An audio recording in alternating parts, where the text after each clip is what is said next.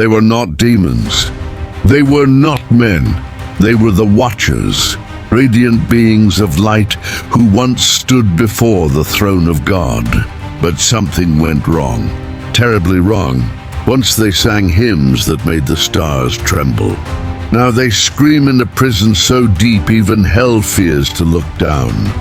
Tartarus, a word so ancient, so dreadful. It was whispered only by those who knew what lay beneath creation's veil. A pit darker than darkness itself. And tonight, we're going there. Because what if I told you that beneath our world, beneath the fire of hell itself, lies a prison built not for humans but for angels, a place where the most powerful of them all, the sons of gods, are chained, waiting for the day of judgment.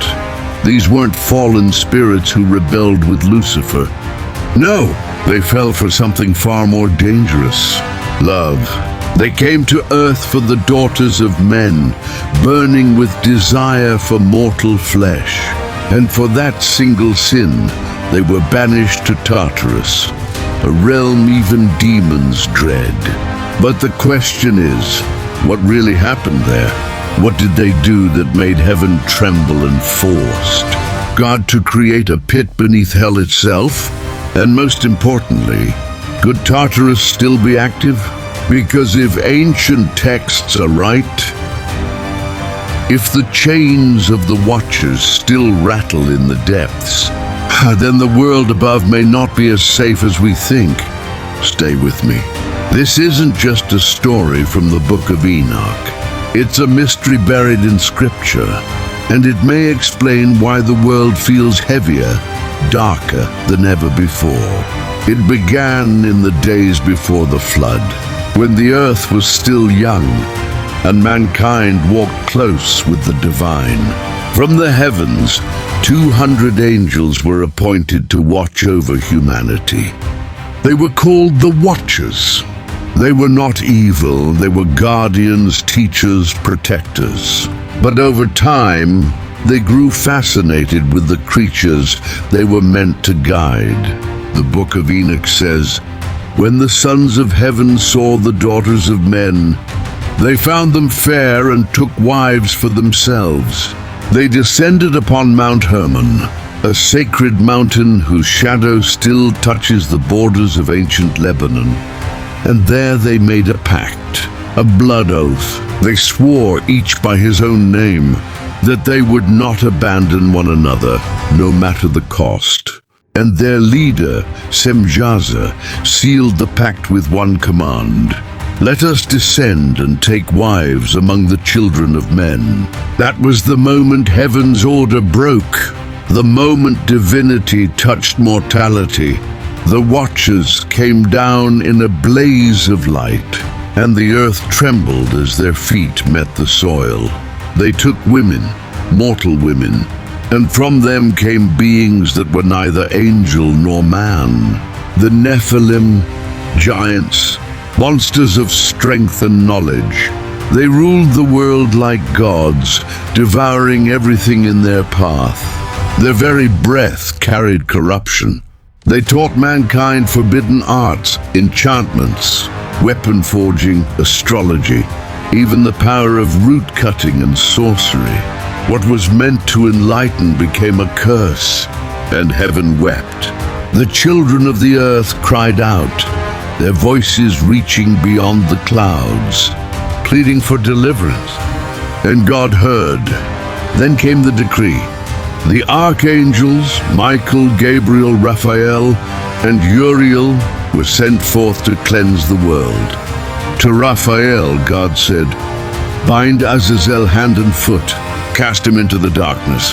To Michael, "Bind Semjaza and his host beneath the earth until the day of judgment." The order was clear. The Watchers were to be imprisoned. But where do you cage an immortal being? Where do you send an angel whose power can shake the heavens? God created Tartarus, a pit so deep that even hell itself looked upward at it. Flames that burn without light, chains forged not of metal, but of divine command. Scripture hints at it in 2 Peter 2:4. For if God did not spare angels when they sinned, but sent them to Tartarus, putting them in gloomy chains to be held for judgment. Tartarus wasn't part of the original creation. It was made as punishment, a void outside the normal flow of heaven and earth. And so, one by one, the watchers were seized, their wings torn, their radiance dimmed, and they were hurled into the pit. The gates closed behind them with a sound that shook creation. Silence fell. But their children, the Nephilim, still roamed the earth. And to wipe them away, God unleashed the flood. Humanity was spared through Noah, but the memory of those beings never died.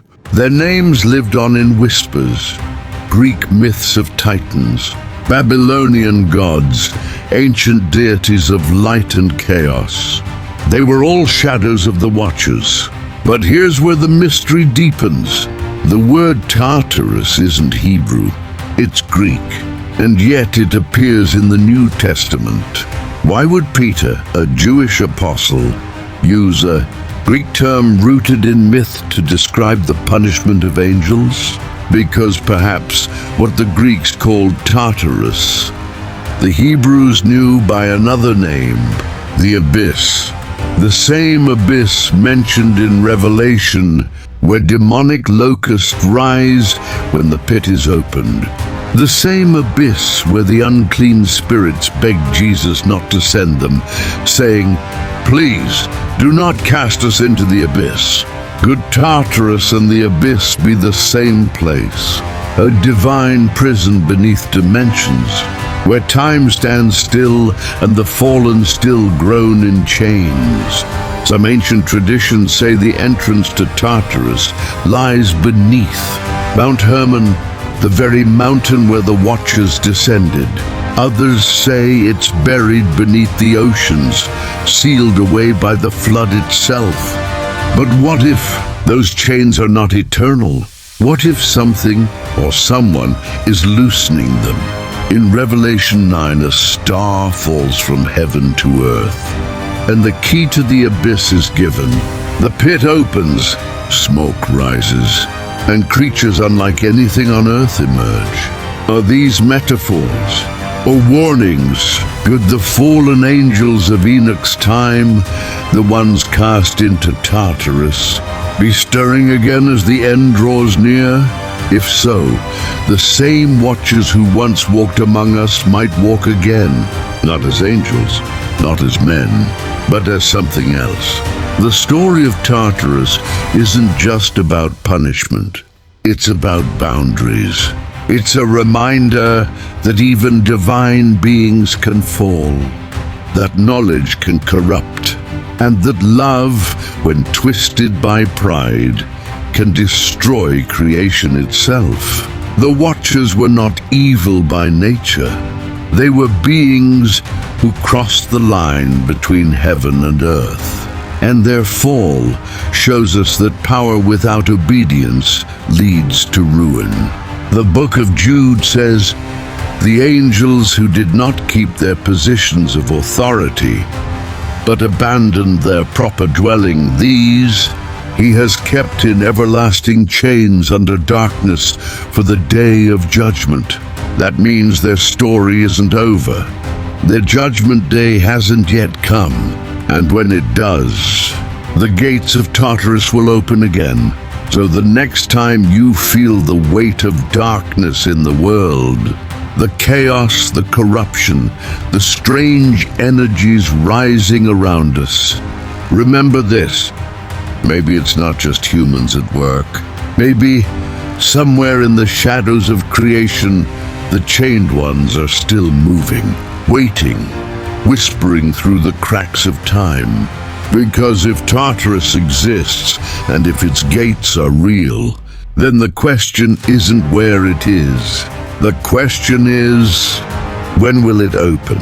If you felt something tonight, If this story stirred questions in you, then maybe it was meant to. Because mysteries like this aren't meant to be solved. They're meant to be remembered.